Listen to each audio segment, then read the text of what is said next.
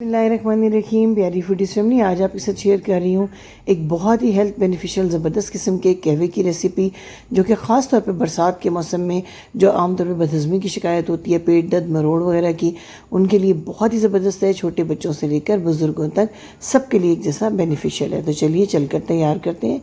3 cup कहवे के लिए मैंने इसके अंदर लिया है 4 कप पानी। 4 कप पानी के अंदर जो इंग्रेडिएंट्स हमने ऐड करने हैं वो हैं 12 से 15 पत्ते ताज़ा पुदीने के। पुदीना है डंडियों समेत ही मैंने इसको धो के वॉश करके रख लिया है। 1 टेबलस्पून भर के सौंफ और 5 से 6 अदद हरी इलायची, जिनके मुंह मैंने खोल लिए हैं।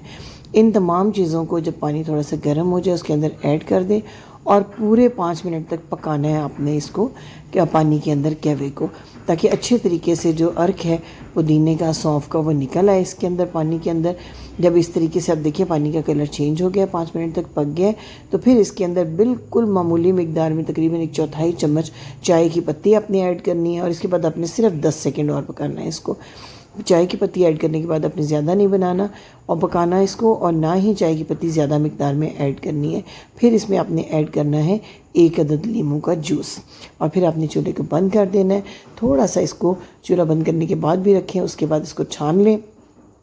दिन में 2 बार आप इस कहवे का इस्तेमाल करें। आप यकीन करें, बदतरीन डायरिया, पेट दर्द, मरोड़, जो बदहज़मी की शिकायत होती है, बेहतरीन इलाज है उसका।